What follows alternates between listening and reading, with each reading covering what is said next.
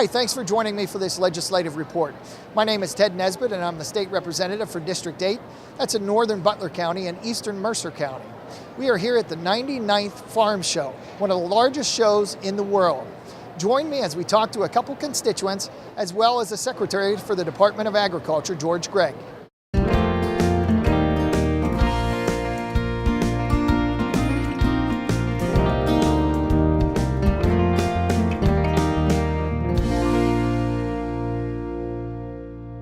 Hi, thanks for joining us. We're here in Harrisburg at the Farm Show, and it's the 99th annual Farm Show. I'm here with George Gregg, and if you could state what your position is and what's going on today. I'm George Gregg, Pennsylvania Secretary of Agriculture. Okay, and it's the 99th annual Farm Show. 99th Farm Show. There were a few years that it was not, because of the war, they did not have a farm show, but this is the 99th Farm Show. So. Okay. It's not annual, but it is the 99th. And what sets this one apart from some of the others? Well, every year it's bigger and better. We have different, commodities come in. Everything that is Pennsylvania agriculture is here. This is 1 million square feet under roof. This is the largest agricultural expo hall in the nation. So there's 24 acres under roof here, and it houses 6,000 head of livestock. We have 3,000 commercial vendors here. We have 600 exhibitors here. So we have everything agriculture. People go to their county and community fairs, and the champions from there go to the districts, and then they wind up here for the supreme champion of Pennsylvania. So people come here to vie for the Supreme Dairy Champion cow or the first place apple pie. So we have, over in Family Living, we have apple pies and angel food cakes. I noticed there's a lot of food, and everybody says you can't leave the farm show without getting a milkshake, right? That's correct. That world famous milkshakes. So. Right. And I noticed also there's a lot of kids around that have raised all these animals, and it seems like it's a lot of work, a lot of time, and I'm sure from their parents' perspective, a lot of money. What do you think that teaches the kids? Well, it teaches them responsibility. I think that's what animals do, and this is good for farmers and non-farmers. I mean, it does teach responsibility for the farm kids, but also the non-farm population that comes through here. They get a chance to see how we treat our animals. They get a chance to see where their food comes from, and it's a learning experience for them. Every time they come to the farm show, they learn something different. Over here we have the beekeepers, and they talk about honey. Well, everybody thinks you have bees so you get honey, but actually pollination is vital to a lot of the plants for them to grow and produce fruit. So without the bees, we lose 1/3 of what's on our plate. Now, everybody would think farming, it's been around since the beginning of time. What are some of the high-tech things that you would see in the farm show that people may or may not expect? Well, I don't think there's too much, but if you go over to Today's Agriculture over in the Weiss Exposition Hall, you'll see some sprayers they're huge sprayers. But one of the good things about those is they have GPS operated nozzles on. So if you start to spray double, it will shut off the nozzles where that has already been sprayed, which uses less pesticides. So you're not doubling up on the spraying. It's also safer for the environment.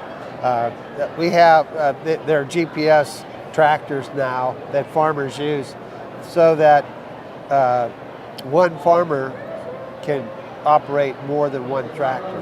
They're operated by GPS, it's set by GPS. So that's amazing. It's great. Farmers have always been technologically savvy. If you look at the antique tractors, at one time they were cutting edge technology, but we've always worked with Penn State University, Del Valley. You'll see them here at the Farm Show too, and that is because without technology we can't increase the number of bushels that we get per acre, the number of apples that we get per tree.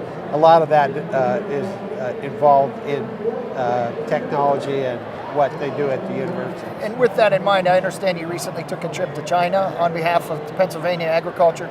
Could you explain Pennsylvania's role kind of in the world market and what you learned over in China? A lot of people don't realize how big agriculture is in Pennsylvania. We're fifth in the nation in dairy production. I was involved in a conference call with someone who had a contact in China. It resulted in nationwide, we shipped over 24,000 metric tons of powdered milk. They wanted 100,000 metric tons of powdered milk. That's $6 billion worth of milk. We're standing here by the Woodmobile, the brand new Woodmobile.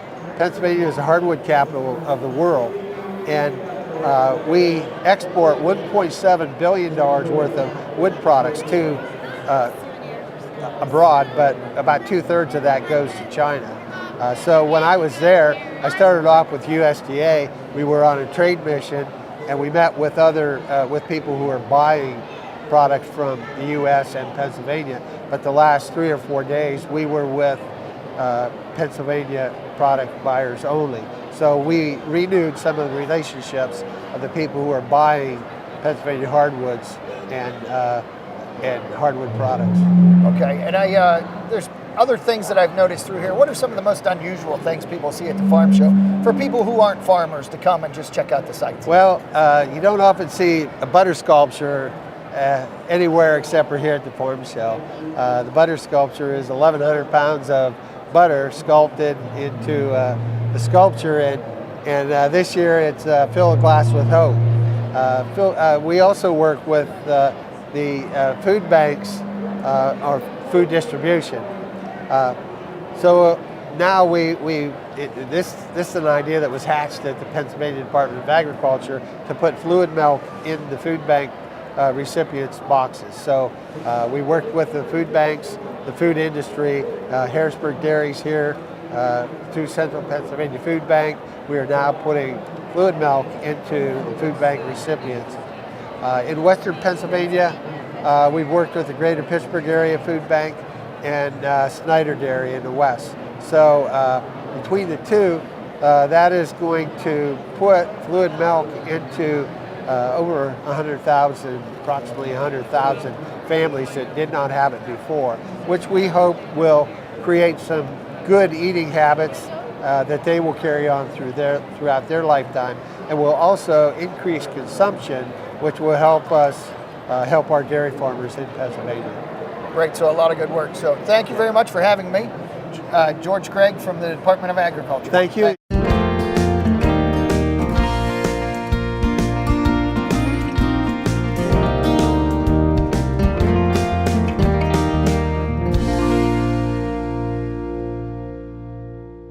We are here in a sheep barn at the farm show, and I'm joined by two constituents, Mr. Calvert and Mr. Lang, and they are both showing animals here at the farm show. So, Mr. Calvert, what animals do you have here at the farm show? I've got 10 merinos. They're a wool breed of sheep. They show tomorrow morning at 8. So what are some of the things you do to prepare the sheep to get ready to show them? Well, you have to feed them the year round, and can't hardly show sheep or any animal without feeding them some grain. Otherwise, they could be on pasture and grow them out that way. But to get the extra growth and feed them grain. And now, do you bathe them, or what's different about a show sheep compared to a sheep that you might raise for other purposes? Well, since these are a wool breed, they need to have a fleece of wool on when the show time is, and the lanolin's in the wool, so you don't want to wash that out, so these don't get washed. Now the meat breeds, which I have Shropshires at home, but I don't show them, those you would wash or clip them down. So this is a year-long project for you. How old are the sheep? Well, the oldest ones that are in the yearling class will be 2 years old probably next month or March, and the others were born in February of last year, so they're with this show, they're actually a year older than the class that happen to be showing in. Okay. And what got you interested in doing this? Is this something you grew up with, or did you get interested later? Well, I grew up on a farm in Greene County, and my grandfather and great-grandfather all had sheep, and at that time, most all of them were merinos, and then joined 4-H in 1954, and that's when it ever took since. off. Dad was a 4-H leader, and I guess that's 60 years ago, right? yeah, close to that. All right. And Mr. Lang, what kind of animals are you down here with this farm show? Beef shorthorns. Okay, and explain to me what a beef shorthorn is. Just a beef cow raised for beef. Okay.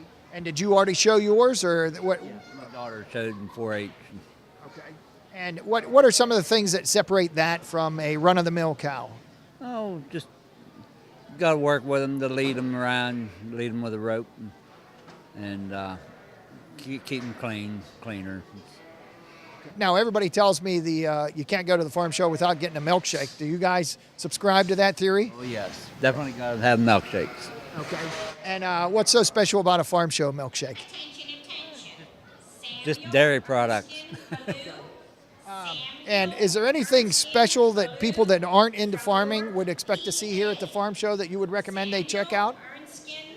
Either one of you? Well, all the livestock. This week, the dairy cattle's here, and the sheep and goats.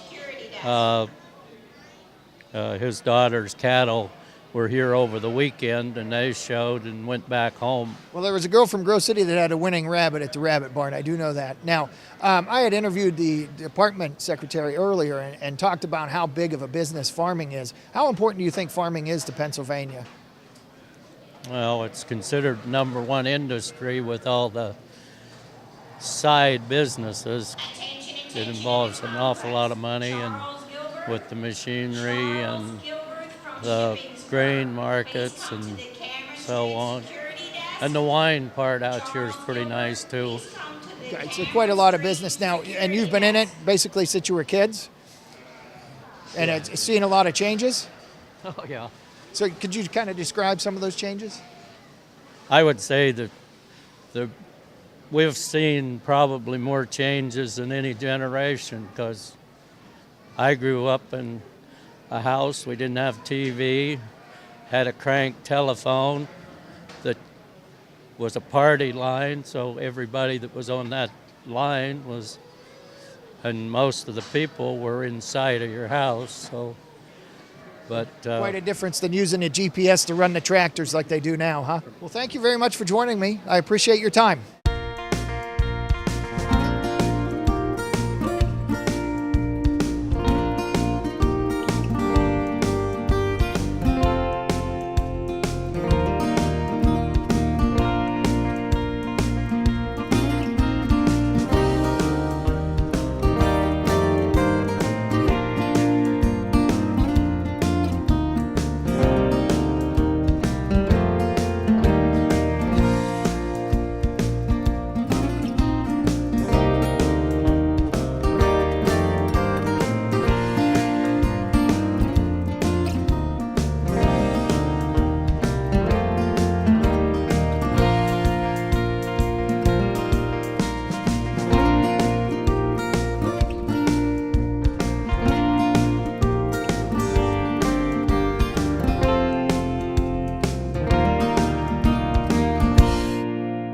That's all the time we have for today's report. Thanks for joining me.